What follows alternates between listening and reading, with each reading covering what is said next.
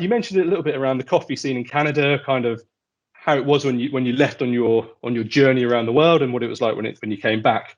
So I mean, what's it Yeah. like now? So I mean, I think you mentioned it as well. Most people kind of over here in the UK, when they think about the Americas, probably thinking about Portland, Seattle, maybe down into California, a little bit in New York.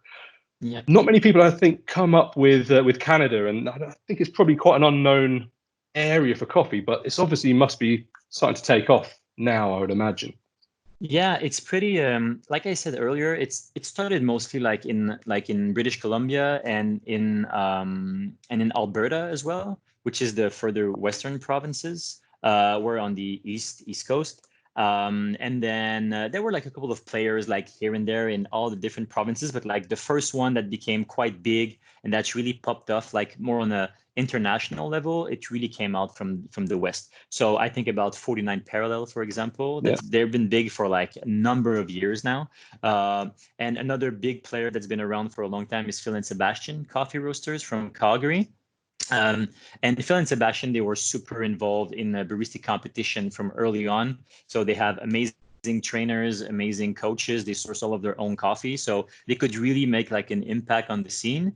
And since then, since the Phil and Sebastian day, like there's a bunch of other roasters that kind of like emerge, like Rosso Coffee Roasters and Monogram, which was a couple of ex-Phil and employees. And those guys, they really took competition to the next level. And I think that Canada was in the finals of the Barista Championship, like the world one. I think we made the last like 4 or 5 finals. So definitely a lot of attention, but always for the West Coast. So nobody talks about the East Coast kind of like ever, even if we have some big players, but like I'm not saying that barista competition are like good or bad or that it represents real life or whatever, but like if there's one good thing that it's going to do is that it's going to put the spotlight on your company or your city or kind of like your province or your region. But I don't even think there ever was a champion from Eastern Canada that competed. And every time there's the finals, there's like zero, maybe one person from the East. So we're really getting our ass whooped over here. And when we talk about Quebec specifically, because we're the only French-speaking provinces. Sometimes it can be just like culturally speaking, but also just like for the laws sometimes. So, for example, like when we sell coffee here, we have to put like French labels. Like this is the law. We Of just have course. to be in French. So sometimes it's less appealing to just like ship coffee to outside of Quebec because we would have to do another round of labels maybe, or like the company names are mostly francophone. So like from my experience, like especially from Quebec, just from this like language kind of point of view, sometimes it's even harder for Quebec companies to kind of shine outside of Quebec just because of the language barrier. But because I chose an English sounding name, like not sounding like it's an English name, like Rabbit Hole Roasters, most of people outside Montreal and Quebec can't even pronounce the name. Like it's a true story. So in Quebec, like in Quebec, like English is really it's still like super common in Montreal. But as soon as you get out of Montreal, like the percentage of people who are like super fluent in English go down dramatically. So we're not that popular outside of Montreal in Quebec, but we're really popular in Ontario and those types of things. But like it's a good industry, and we're starting to kind of like emerge in Quebec a little bit.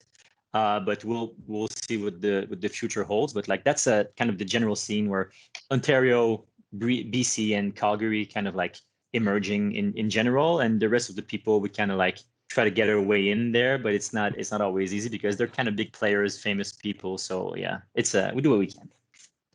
We love an underdog over here, so Yeah, yeah, no, that's much good. better. And are you planning to compete in the next few Bristol Championships? Going to take Rabbit Hole onto the competition stage? I'd love to, if like time and money allows it, because you gotta say one thing though, like it was when I was working with other roasters, I was like I'm a terrible employee. So never hire me. If I move to Europe and I'm just like, hey Dave, can you please hire me for Doug and Hatch? Just don't, okay? I'd like Good to I'm know. doing I'll this replay this service. when you come back to remind myself. Exactly that. But if there's one thing, like one of the big perks, especially for the companies that I worked for, is that they would always pay for competition coffees and like travel expense and kind of all that stuff. So competing is ridiculously expensive. So we'll try to just like compete, especially like the main barista one. Like you have to have so much coffee for espresso and you have to dial in like crazy. So if I do compete in the short term, it's going to be mostly like Taster's Cup because it's pretty much free except the travel, and maybe Brewer's Cup as well. Brewer's Cup you can get away with just like we have an Ikawa roaster, so I could roast all my coffee on that, really small batch, not commit to like thousands and thousands of dollars of green coffee that I can't really use after the competition unless I can market it the right way. So definitely want to compete again. So we'll see what the future holds, especially for competition right now. Like there's not much happening, so we'll see. But I'd love to compete. I mean, And I must admit, the cup tasters, out of all of them, that's the one that I think is best because it's not subjective. You know straight away you've either you got it right or you haven't. It's yeah, not about your presentation. It's not about the music. It's just purely about which one of these is the odd one out. And I love that. It's very very down to earth and straightforward. And as you said, it's free. You don't have to provide the coffee, which is good. Yeah, it's equal for everybody, you know, because like all those people having like Palma Yel Tucan and like those crazy farm 90+ coffees, they're gonna shine through in the cup, you know. And sometimes, like, I'm not saying that they're not skilled baristas, like they're insanely skilled people using those coffees. Not what I'm saying. What I'm saying is that if all of the things are equal, then having one of those coffees is gonna give you like at least a slight advantage, if it's not like a big one, right? So that's why the Taster's Cup is a bit more democratic. It's just like you have to use whatever is in front of you, and like you only need a spoon, and then you get in there and like you get it right, you get it right. So it's pretty fun. Oh, we love that. And what we've seen though is since all the competitions have stopped, all of a sudden the impossible coffees to get have suddenly started leaking out onto rosters over here. So you suddenly see these 91 special processing Pacamaras from the Grandeur Esperanza. It's like, what? You don't see this ever because they always go straight to the big boys, as you said. And it's fascinating to taste what's going on in those competitions. But scary. So that's brilliant. And I guess any tips for anyone who goes over to Montreal for coffee? Where's the best places to pop to? Oh, there's a bunch of fun places. It's just I've been so like in the rabbit hole bubble for a little bit that I just like I'm not up to date and like so rabbit hole first of all is just like it's me and my business partner Sophie. Like that's it. Like we do everything to social media, roasting, packing.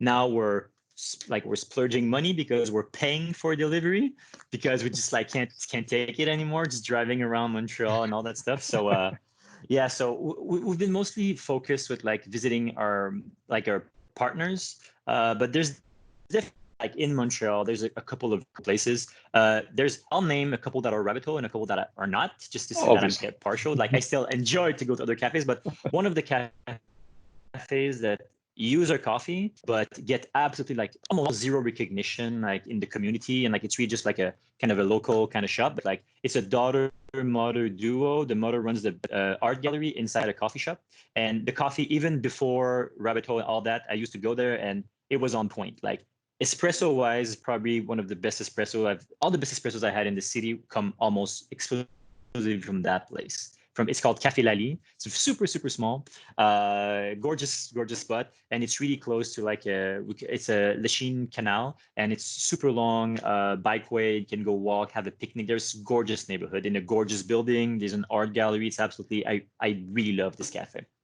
And then there's a bunch of it's so hard, but like downtown cafes, I really love to go to Humble Lion. A buddy of mine works there, and they've been the first one to serve kind of like different type of roasters. Now they're pretty famous now, but like a roaster from BC that's called Bows and Arrows. Really love those roasters, super socially engaged. So whenever I go there, I have a blast drinking their coffees. It's always so delicious. So these would be probably my main cafes. And then I have a cafe in my neighborhood. It's like 5 minutes walk. I go there all the time. It's called Paquebot Cafe. And they are with a roaster that's called Zab. It's one business now, Zab and Paquebot. And they're really good people doing good things. So I really love going there. And like since the COVID, they started to do like a baked goods, like a frozen lasagnas and stuff like that. So I go there and I stuck the freezer. So like it's pretty handy at the moment. Yeah.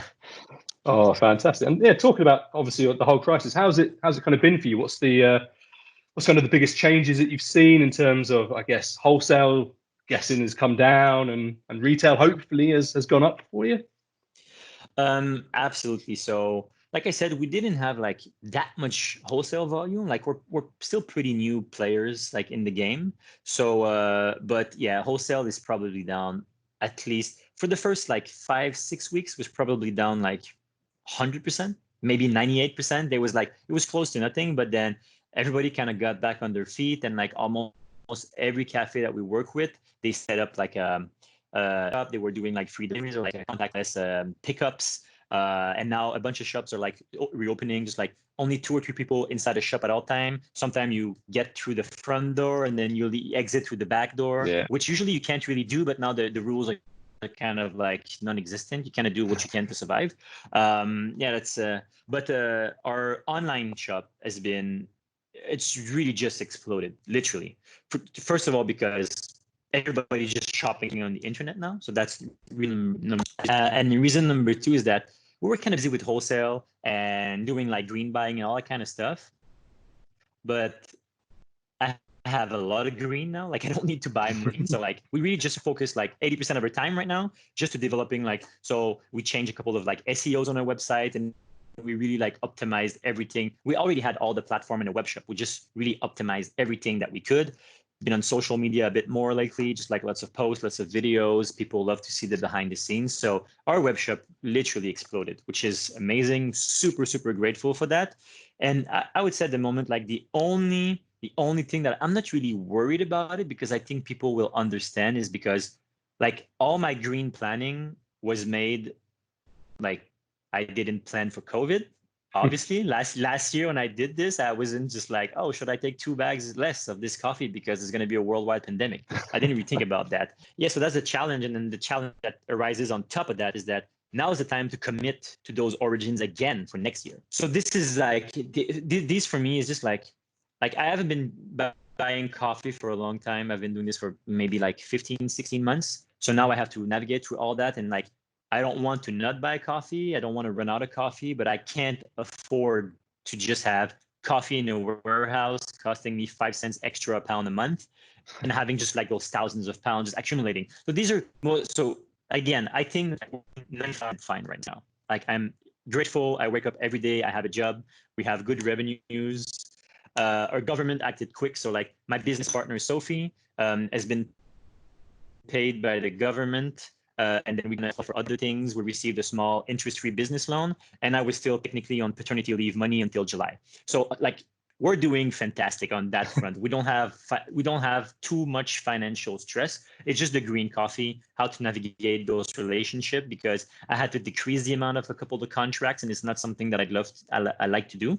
But they understood, obviously, but then those exporter, they still need to like buy the coffee from the farmers as well. They can't just like not buy any coffee. So it's mostly like on the green kind of things, because those contracts are kind of like for long-term, huge amount of coffees. So yeah, these are my challenges like at the moment. So we'll navigate that later, but yeah. And the amount of bagging seems to be a challenge for roasters as well. When you suddenly have to go from kilo bags down to 250 gram bags, it's a lot more work.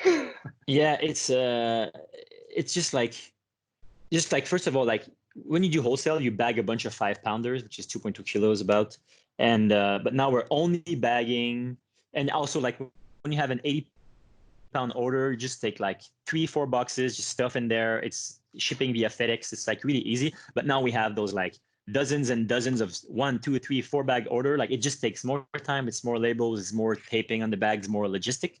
Like again, I'm not complaining. I'm super grateful for those orders. Please, we want the orders to keep coming. But also we ran out of bag just because at first it was so crazy, so uncertain. We were just like maybe like 2 months away from like ordering again. But then we didn't know if we were going to shut down. First of all, there were a good like when I think about it, it really felt like it was like it was not like a certainty for like 2 weeks, but it probably lasted like 6 hours because it was really unclear with the government, like what they said, but like it falls in like the essential services just because it's food and beverage, and any facility operating to produce like coffee because it becomes a beverage, like it's kind of okay. But for a little bit there, we just like, because we roast out of a co-roasting space, and we didn't even know if that place was going to stay open. So I was like, I'm not gonna order for like $8,000 worth of small bags if I'm not even sure I can roast coffee, because we still had like enough. And 3-4 days later, we saw the web shop just like go completely crazy. And then I was just like, oh, I'm gonna run out of bag today, like really, really soon. So we placed the order as soon as we knew, just like paid that. And they were just like, yeah, we're kind of backed up now. So yeah, we just had to buy ready to go, just like craft paper bag. We ordered a couple of stems to make them prettier. It's a worldwide pandemic, so we do what we can, but we're going to receive a whole bag. And then as soon as like we start talking just at the right time, because I've set up a bunch of pretty bags to the side just for Doug and Hat. Well, that's it. And just so people can see what they're going to look like, these are the pretty bags. And Absolutely. what I love most about these, and I have given the second bag away, so I can't do it anymore, and I'm very disappointed, is on the back, you have the second half of the rabbit. So if you get two, put them together, you've got the whole rabbit. And I do love that. It's a really, really good bag. So yeah, if you pass our best on to Sophie for that, she's done a fantastic job with all the artwork on there.